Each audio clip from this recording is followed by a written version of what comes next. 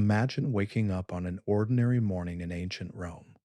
The sun hasn't risen yet. The streets outside are still dark and quiet, but somewhere in the distance, roosters are beginning to crow. This is no ordinary alarm clock. This is your signal that the day has begun. You lie in your bed, listening to those insistent crows, knowing that your day, like the days of millions of other Romans living in this great empire, is about to begin in ways that would absolutely shock a modern person. The year is around 75. You are a Roman citizen of moderate means, not wealthy enough to own a massive estate or employ 100 servants, but not poor enough to live on the streets either. You are just an ordinary person trying to navigate life in the greatest city the world has ever known. But what happens over the next few hours will be nothing short of extraordinary and deeply unsettling to anyone living in the 21st century. If you enjoy the content we create here on this channel about strange and unusual history, please like this video, subscribe to our channel, and leave a comment telling us where you're watching from. Your support helps us continue making these fascinating stories about the ancient world. We live in a modern age where brushing our teeth is as simple as grabbing a toothbrush, squeezing some minty fresh paste onto it, and going about our day. We have electric toothbrushes with soft bristles designed by engineers. We have fluoride to protect our enamel. We have pleasant flavors that make the entire experience almost enjoyable. We have hot water available at a moment's notice, soap that lathers beautifully, and private bathrooms where we can wash ourselves in complete privacy. But in ancient Rome, things were dramatically different. The morning routine that Romans went through would horrify us today. It involved substances that we now know are toxic. It included practices that would make even the most dedicated health enthusiast cringe in disgust.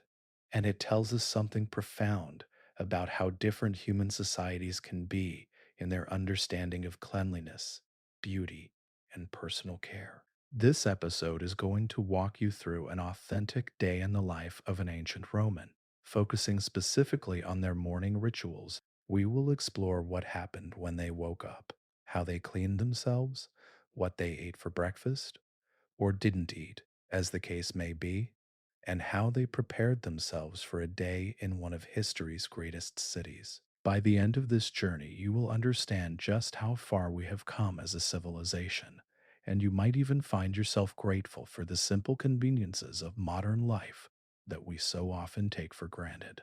So let's begin. Let's go back in time and experience what it was like to be human in an age very different from our own. The moment of waking. The first thing you experience when you open your eyes is cold, not the gentle chill of air conditioning, but a genuine, bone chilling cold that has seeped into your sleeping chamber throughout the night. Your window, which is really just an opening in the wall covered by wooden shutters, has allowed the cool night air to pour in steadily for the past 8 hours. Your bed is not what you might imagine. There are no spring mattresses here. Instead, you are lying on a framework of wood or iron with a simple mattress made of straw, hay, or wool. It has been compressed and flattened by your body over months of sleeping on it. The blanket covering you is made of wool, and it scratches slightly against your skin. The temperature inside your sleeping chamber is probably around 55 to 60 degrees Fahrenheit, and your breath comes out in small clouds of vapor. As you sit up, the cold air hits your exposed skin. Your feet touch the stone floor, which is even colder than the air around you. You are now awake, and there is no possibility of going back to sleep. The roosters are still calling. Your body knows that the day has begun. Your sleeping chamber smells of stale air, accumulated sweat from your body, and the must of stored grain in the adjacent room. There are no windows large enough for fresh air to circulate freely. The smell of your own body, which has been enclosed in these close quarters all night, is something you barely notice anymore because it is simply the smell of home. You stand up and immediately you need to use the toilet. This is one of the first biological requirements of your day, and it is something that cannot wait. There is no modern plumbing in your home. Instead, somewhere in your house, there is a chamber pot, or, if you are fortunate enough to afford it, a small latrine, a private toilet that drains to the sewers running beneath the city streets.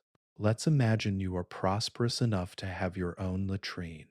You make your way through the dark hallway, guided by what little light comes from the single opening in your home that serves as a window. You enter the latrine room, which is small, cold, and poorly lit. If you have a slave, they have left a simple oil lamp burning for you, providing just enough light to see what you are doing. You use the toilet, and afterward, you must clean yourself. There is no toilet paper here. Instead, there is a clay pot filled with water that was carried in last night from the public fountain.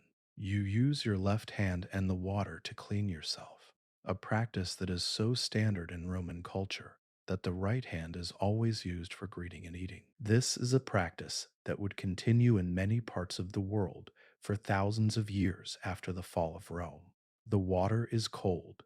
The entire process is uncomfortable and undignified, but it is your daily reality. When you are finished, there is a small cloth provided for drying yourself, or you simply drip dry as you make your way back to your bedroom. Morning ablutions and basic cleansing. After leaving the latrine, your next concern is addressing the state of your body.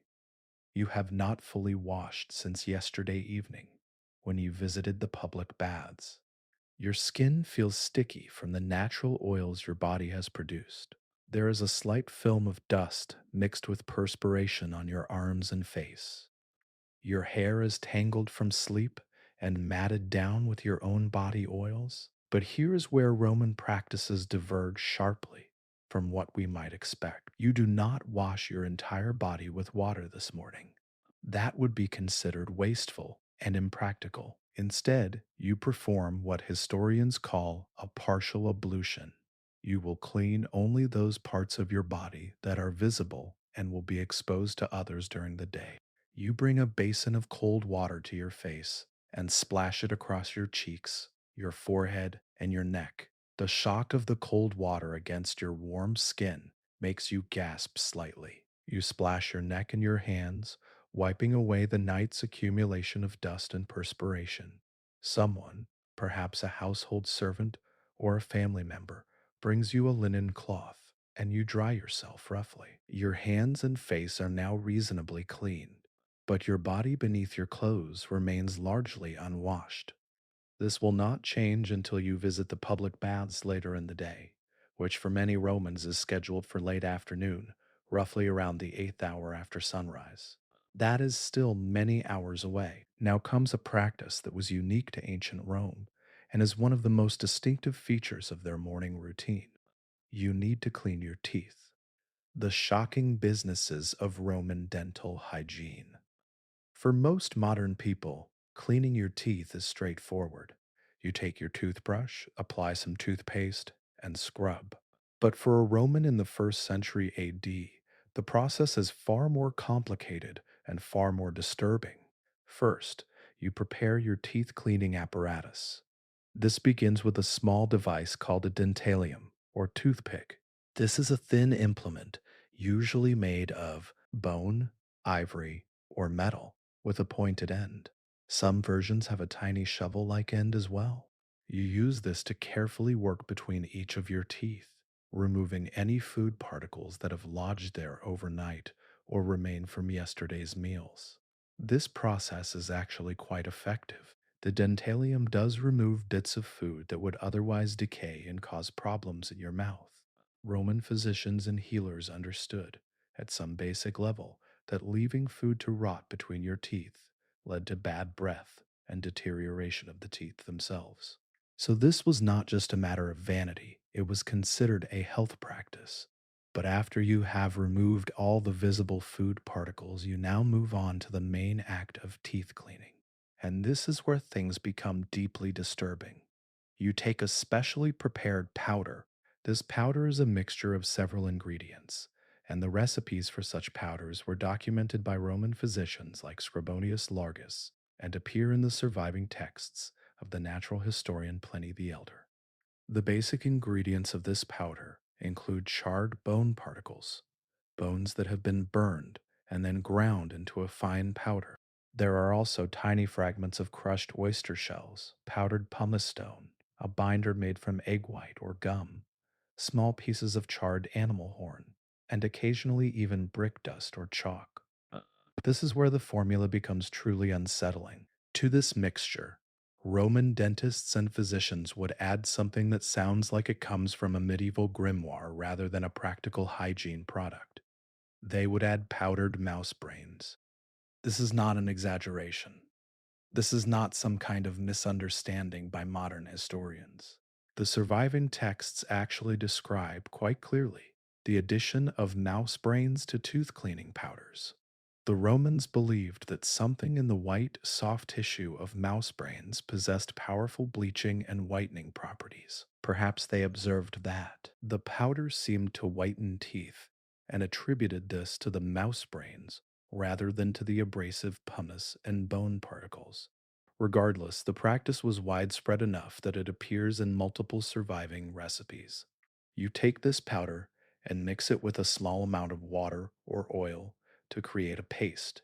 The paste is gritty and somewhat unpleasant to the touch. The smell is not particularly pleasant. It smells of burned bone and mineral powder. You place this paste on your finger or on a small brush made of animal bristles, and you begin rubbing it across all of your teeth. The abrasive action of the pumice and bone particles against your tooth enamel creates a scratching sensation. Your teeth feel slightly raw as you scrub this mixture across them. The particles are rough enough to remove any remaining debris, but also rough enough to damage the enamel if you are too aggressive. After several minutes of this scrubbing, your teeth feel almost polished, though your mouth has a strange and somewhat unpleasant sensation. But the cleaning process is not yet complete. Most Romans at this time would perform a final rinse, and the rinse they used is perhaps the most shocking element of their entire dental hygiene routine. They used urine. This is not a myth. This is not a misunderstanding. The Roman historians Pliny the Elder and Martial both reference this practice, and the historical evidence for it is overwhelming. In fact, urine was so commonly used in Roman hygiene practices that the government actually taxed it. Here is how this worked. Throughout Rome, there were large ceramic vessels placed at various public locations. People would urinate into these vessels during the day. These vessels belonged to the state, and the collected urine was sold to laundries, which used the ammonia in urine as a cleaning agent for clothes. The urine was also sold to people who worked in the leather tanning industry, as the ammonia was useful in that process as well. But the urine was also used for dental care. The theory was that the ammonia in urine would whiten teeth and help prevent decay. There may have actually been some basis for this theory. Ammonia does have whitening and disinfecting properties. However, the urine used was not fresh. It was urine that had been sitting in containers for days or even weeks, collecting from many different people. By the time someone used it as a mouthwash, it was thoroughly rancid. So picture this. You have just finished scrubbing your teeth with powdered mouse brains, bone, pumice, and oyster shell. Now you take a cup of this collected fermented urine. You don't know whose urine it is, or how long it has been sitting there, or what bacteria might be growing in it, and you swish it around in your mouth. You gargle with it. You scrub it between your teeth. Your mouth feels strange. The ammonia tinged liquid stings slightly. The smell is almost overwhelming. Your eyes water slightly from the fumes. But you do this because this is normal. This is what everyone does. The alternative is to have teeth that decay, leading to pain, infection, and potentially death. So you endure it. After finishing this revolting mouthwash routine, you spit out the urine and rinse your mouth with clean water if you have it. Your teeth are now clean by Roman standards. They are whitened from the ammonia. They feel smooth from the polishing. And you can face the day knowing that at least your teeth are in acceptable condition, dealing with the rest of your body. But your morning toilet is not yet complete. Having addressed your teeth, You now must address other aspects of your personal hygiene. Your ears need cleaning. You take a small implement called an oroscalpium, which literally means ear scraper, and you carefully insert it into each ear. You use it to scrape away the waxy buildup that has accumulated overnight. This is done carefully, as the ear canal is sensitive, but this practice is standard. Physicians recommend doing this daily, as excessive earwax buildup is believed to lead to hearing problems and potential ear infections. Your nose also requires attention. You use a similar implement to clean out any nasal passages that have become congested or blocked. This is a quick but somewhat uncomfortable process. Your eyes, which have been sealed with sleep debris, need to be cleaned. You use a soft cloth, dampened with cool water, to gently wipe away the sleep from the corners of your eyes. You might also use a tiny brush to very carefully clean along the eyelashes. If you are a woman, you now begin the long process of dealing with body hair. Roman society, particularly the upper classes, has developed a strong preference for women with completely hairless bodies. Facial hair, body hair on the legs and arms, and particularly underarm hair are all considered signs of being uncivilized. A woman who wants to be seen as refined and educated must remove all of this hair. The process is complex and painful. You prepare a mixture made from heated wax mixed with resin and oil, or sometimes you use a paste made from lime and oil. This mixture is heated until it is hot, but not so hot as to burn the skin. You apply it to areas of unwanted hair, your legs, your underarms, your forearms. The mixture cools and hardens, becoming sticky and adhesive. Then comes the painful part. You quickly pull the hardened wax or paste away from your skin, ripping out the hair at the root. The pain is sharp and immediate. Your skin reddens and often becomes irritated. You might apply soothing oils afterward, but the irritation persists for hours or even days. This process takes considerable time, often 30 minutes to an hour for a full body hair removal session, and it is not permanent.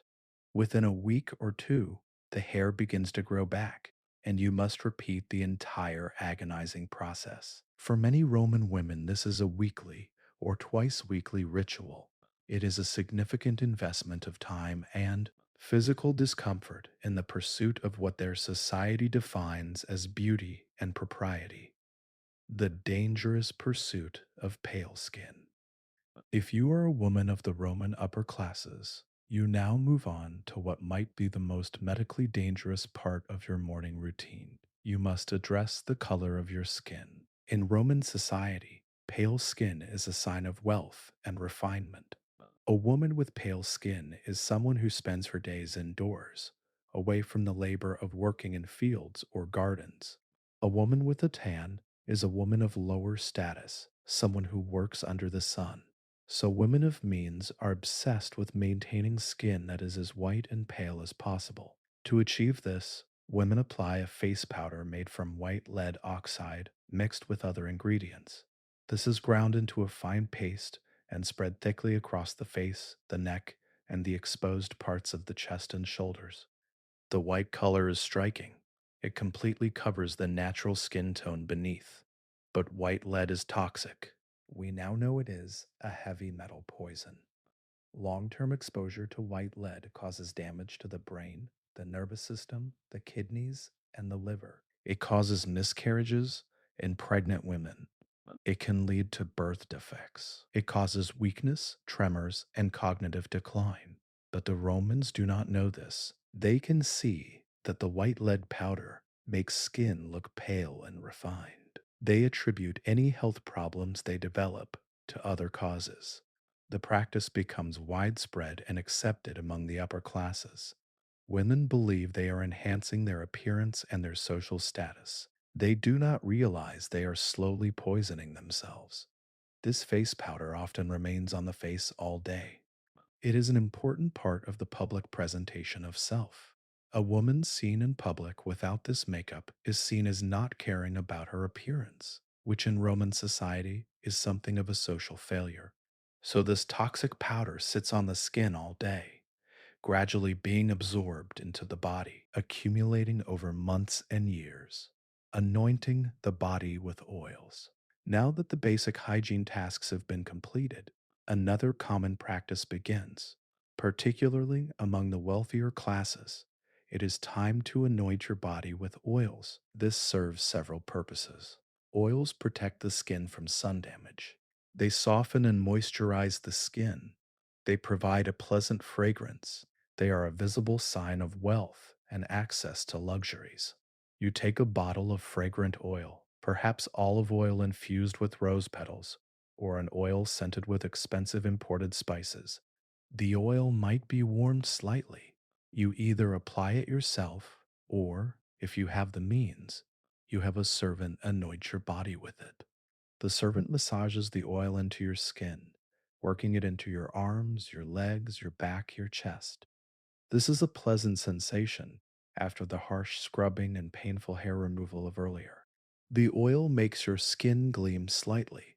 The scent is pleasant and indicates to anyone you meet during the day that you are a person of some means and refinement. For a wealthy person, this might be done by multiple servants, each focusing on different areas of the body. For less wealthy Romans, this is done more quickly, or sometimes skipped altogether on days when there is work to be done.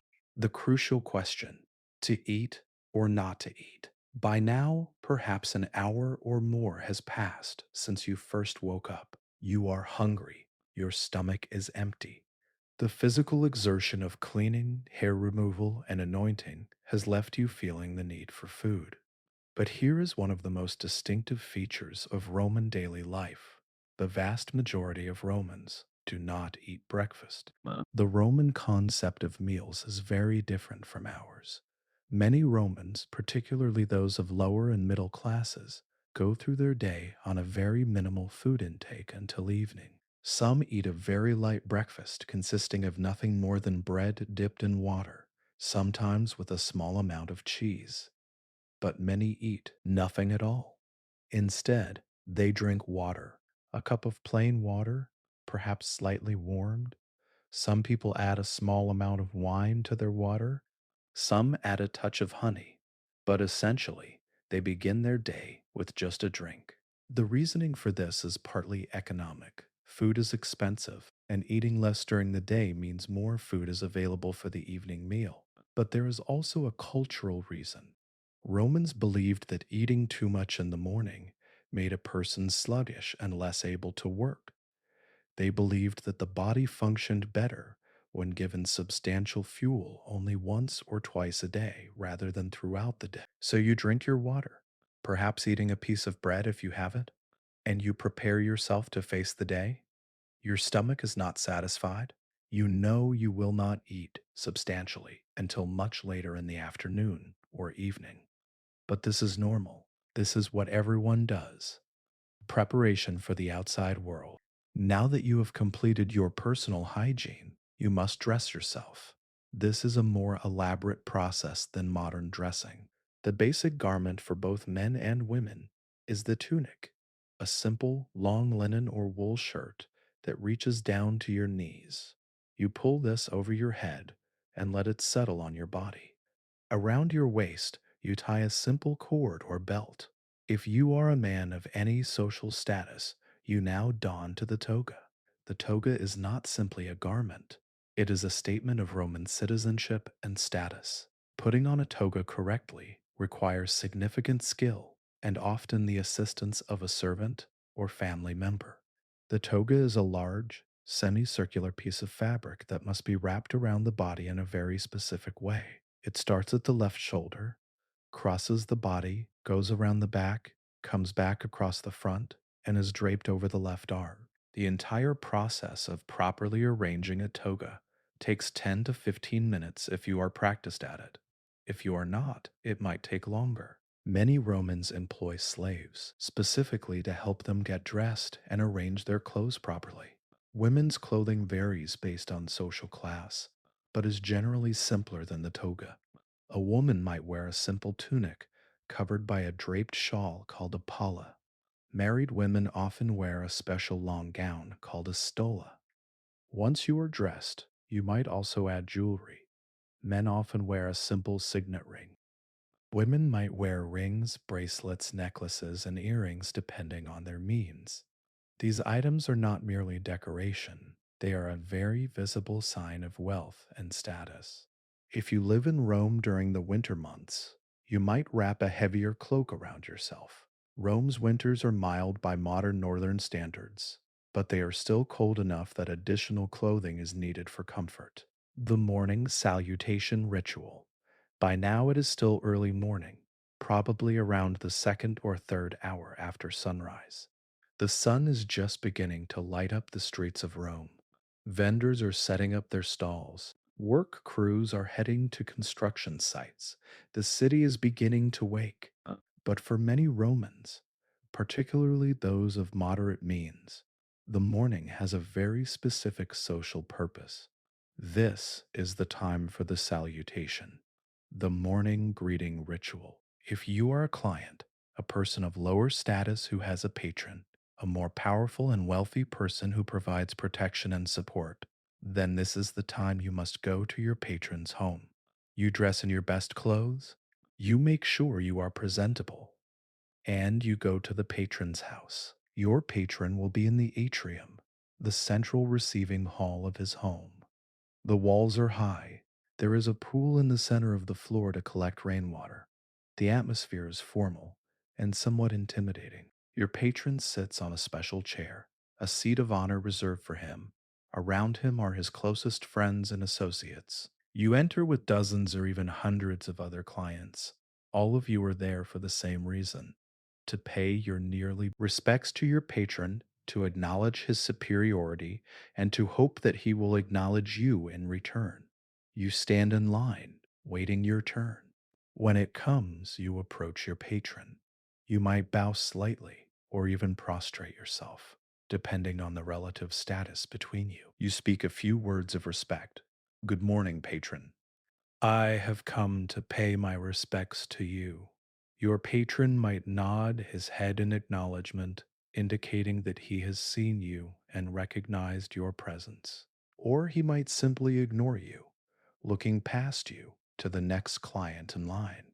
If he acknowledges you in a favorable way, it is possible that he will give you a small amount of money, a sum called the sportula.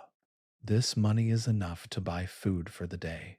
It is a vital part of the income for many Romans, particularly those without steady employment. Not receiving the sportula from your patron means having to skip a meal or find money through other means.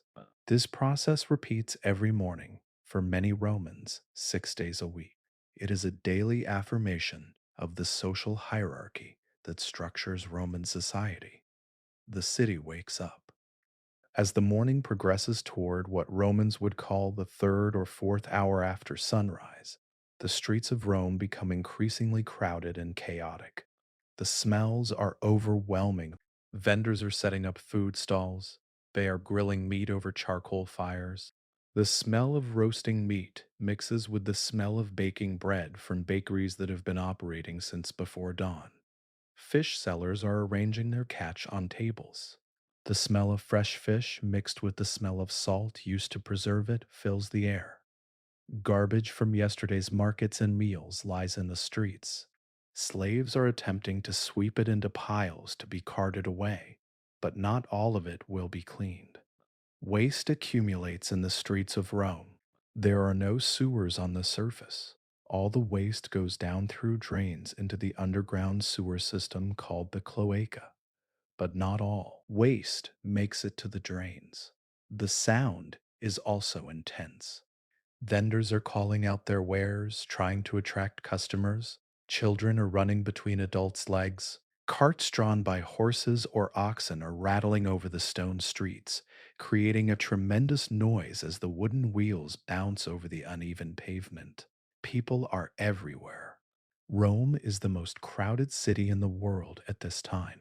With a population of nearly 1 million people, the streets are packed from morning to evening.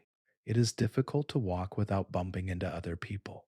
The air is filled with dust from the unpaved areas and from the activity of so many people in such close quarters. It mixes with the smells of humanity. Thousands of people who do not bathe daily, who live in close proximity to each other, whose clothes accumulate sweat and body oils. This is the world you emerge into after completing your morning rituals. This is the environment you must navigate for the rest of your day. You are reasonably clean, certainly cleaner than you will be by evening. Your teeth have been scrubbed with mouse brain and rinsed with urine. Your hair is combed. Your body is as prepared as it can be for the day ahead. Reflections on Roman morning practices. What can we learn from examining the morning rituals of ancient Romans? What does this tell us about their society and their understanding of the human body? First, it is clear that Romans cared deeply about cleanliness and personal presentation. They were not indifferent to hygiene. In fact, they were quite obsessed with it. They had complex systems for keeping clean. They visited public baths regularly. They had sophisticated recipes for grooming products. They invested significant time and effort in maintaining their appearance, but their understanding of what actually contributes to good health and cleanliness was very different from ours. They did not have access to modern science. They did not understand bacteria or viruses. They made inferences based on observation and passed down practices that seemed to work based on visible results. If a teeth whitening paste containing mouse brains worked, and to some extent it probably did because of the abrasive pumice, then mouse brains must be beneficial. If rinsing your mouth with urine whitened your teeth, then urine must be good for dental health. Second, the mourning practices of Romans reflect the values of their society. The obsession with pale skin reflects their class system. Pale skin meant you did not work in fields, which meant you were wealthy. The removal of all body hair reflects aesthetic preferences that were culturally determined, not universal. The elaborate mourning rituals reflect the belief that presentation and appearance are crucial to one's standing in society. Third, Romans were willing to endure significant discomfort and even risk to their health in pursuit of beauty and status. The use of white lead poisoned women slowly over years, but they continued using it because the alternative, having darker skin and being seen as lower class, was unacceptable to them. Finally, the mourning rituals of Romans reveal something universal about human nature. Every society in every time period cares about appearance. Every society has beauty standards. Every society has grooming practices that are considered normal and necessary by that society's members. What changes from one time to another is the specific nature of those practices. Breakfast absent and the waiting for later meals. As the morning progresses toward the fifth and sixth hours after sunrise, most Romans will still not have eaten anything substantial. The water and perhaps bread they consumed early in the morning have worn off. Hunger is present, but it is endured. This is not seen as a hardship by Romans. It is simply how the day is structured. The main meal of the day, called the cena, will come later, after work is complete and evening has begun. For those who are employed in physical labor, this might not come until the ninth or even 10th hour after sunrise, what we would call 3 or 4 in the afternoon. For the wealthy and those with leisure time, the cena might be delayed until even later in the evening.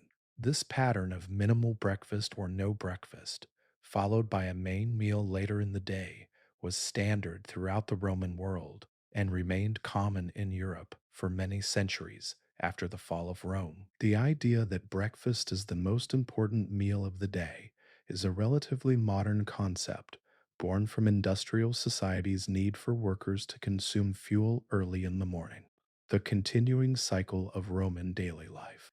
By mid morning, most Romans are engaged in their work or their daily activities. Those with employment go to workshops, construction sites, shops, or fields. Those with business to conduct go to the forum. Those with no employment might engage in socializing, gambling in the streets, or looking for casual work. Throughout the morning, people remain unwashed except for the partial ablutions they performed at home. They do not visit the public baths in the morning.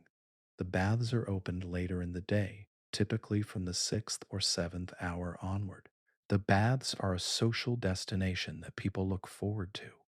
They are a place not just for cleaning, but for socializing, exercising, and relaxing. Vendors are selling food throughout the day. Many Romans eat light meals away from home, perhaps a piece of bread, a small portion of cheese, or some fruit, but these are just snacks to tide them over until the main meal. The day progresses. The sun moves across the sky. The shadows shift. Eventually, as the afternoon wears on, people begin to make their way toward the public baths. This is one of the most important social and physical events of the day, the anticipation of the public baths. For many Romans, the public baths are something more than just a place to get clean.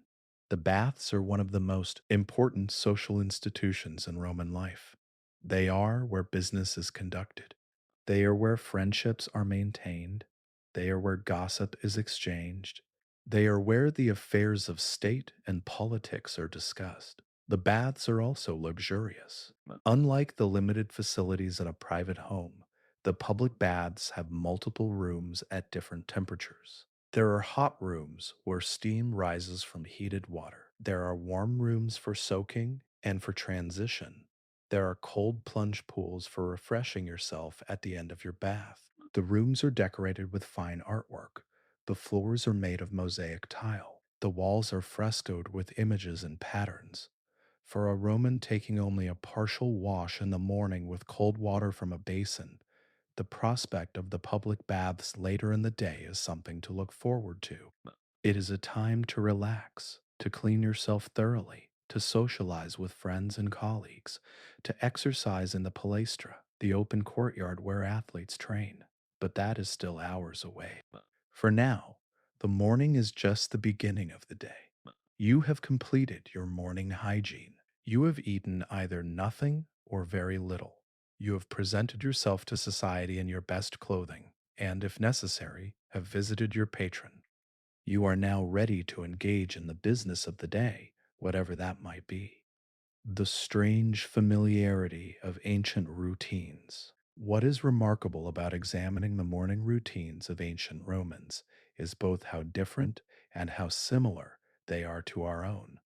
They had different grooming products, different standards of beauty, different methods of cleaning, but the fundamental impulses were the same. They wanted to be clean. They wanted to look their best.